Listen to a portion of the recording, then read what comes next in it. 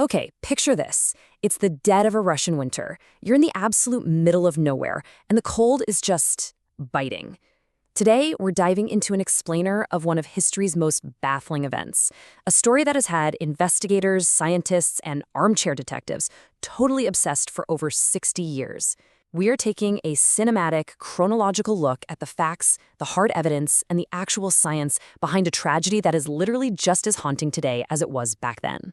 9 experienced hikers entered the frozen Ural Mountains, but none of them returned alive. Now that sounds straight out of a horror movie, right? But no, that is a historical fact from 1959. And I really want to hit on that word, experienced. Let's go ahead and throw out any idea of amateur error right now. These were not some weekend warriors who just wandered off a trail. We're talking about highly competent, heavily certified individuals who were incredibly tough and intimately familiar with surviving in sub-zero wilderness.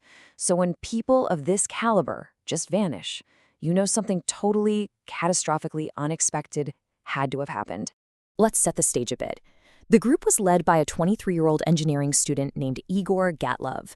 By all accounts, Dyatlov was a natural leader, super respected, with a serious track record for navigating extreme conditions.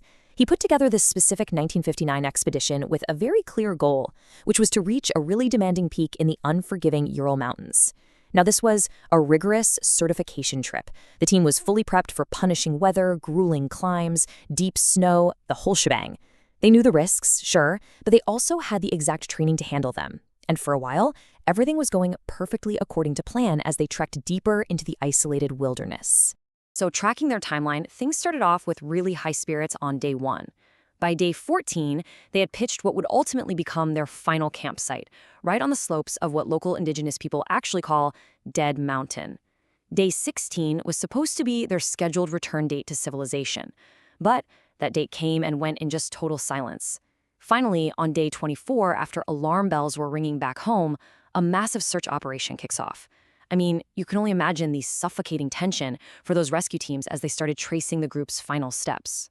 And when those rescue teams finally crested the snowy ridge and spotted the campsite, this massive wave of dread just washed over them. The scene they found completely defied logic. The tent was there, yeah, but it was partially collapsed and entirely empty. Which brings us to the central question that has literally haunted the world ever since. What forced them out into the cold? Like, why on earth would highly trained survivalists abandon their only shelter in the middle of a freezing, pitch-black night? Well, when searchers actually examined the campsite, the details just got weirder. The tent wasn't ripped by the wind or something, it was actually cut open from the inside. It was as if the hikers had to escape in an absolute blind panic. And they left everything, all their gear, their provisions, even their heavy winter boots were just left behind. Searchers eventually found the bodies scattered way down the slope in the freezing snow, and get this, many of them were missing essential winter clothing. Some were quite literally just in their socks or undergarments. So whatever happened up there, it happened incredibly fast, and it was terrifying enough to make freezing to death seem like the better option. Obviously, the official Soviet investigation kicked off immediately, and to put it bluntly, the authorities were completely baffled. They brought in medical examiners, experienced mountaineers, military personnel, anyone they could find to try and make sense of the raw facts. But they just kept hitting dead end after dead end. Investigators meticulously documented the scene, but the pieces of the puzzle just absolutely refused to fit together. They were actively looking for any evidence of foul play, maybe an animal attack or other humans, but the pristine snow showed literally zero tracks other than those of the 9 hikers fleeing the tent. When you look at the official findings, there's this chilling contrast between cold, hard scientific data and the eerie, almost supernatural feel of the scene. On one hand, the primary cause of death for the majority of the group was exactly what you'd expect: hypothermia. The harsh elements claimed them.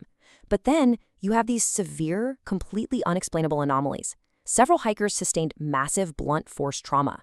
We're talking broken ribs, fractured skulls, injuries that doctors compared to being hit by a literal car. Yet there was no external bruising or soft tissue damage. And of course, there's the bizarre location of the hikers, scattered far outside the tent in completely different groups. At the time, the official conclusion was basically a shrug, stating they were killed by a compelling natural force. Because the official investigation was eventually classified and just abruptly closed, public imagination obviously ran completely wild. People were talking about alien encounters, secret Soviet weapons testing, even Yeti attacks. The speculation was literally endless. But if we want to actually solve this mystery, we have to strip away decades of folklore and rely solely on the verified facts. We have to look at the fatal hypothermia, the unexplained blunt force trauma, and the stark reality of those extreme, unforgiving weather conditions. For decades, this mystery just lay dormant, totally wrapped in conspiracy theories. But hey, we aren't living in 1959 anymore.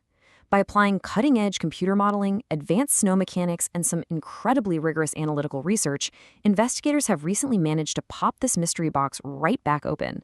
Today, scientists have looked at the topography, the highly specific weather patterns of that exact night, and the physical properties of the snowpack to finally provide modern scientific explanations.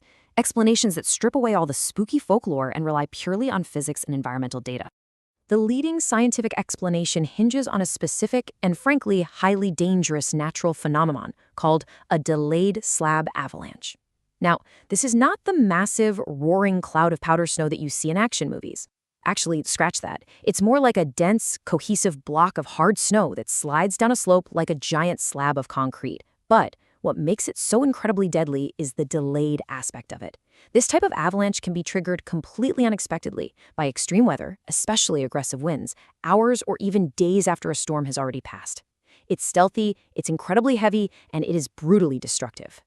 So, putting the pieces together, we can now see how this terrifying night likely unfolded. First, when the hikers cut into the slope earlier to pitch their tent, they slightly destabilized the snow resting right above them. At the same time, extreme weather was further weakening the surrounding snowpack. Then, hours later, in the dead of light, powerful freezing winds acted as a delayed trigger. In an instant, a massive, heavy slab of snow crashed directly onto their tent. And honestly, this explains everything. The crushing weight of that dense snow block caused the blunt force trauma, but because it's a broad slab, it leaves no external bruising. The sudden, suffocating burial forced the survivors to quite literally slash their way out of the tent in pitch darkness. Panicked, freezing, and terrified of a secondary avalanche, they fled down the mountain without their gear, tragically sealing their fate in the cold. The delayed slab avalanche theory provides an incredibly grounded mechanical explanation for an event that just seemed impossibly bizarre for so long. It basically takes away the aliens and the monsters and replaces them with gravity and ice. But as we wrap up this explainer, I want to leave you with one final thought to chew on.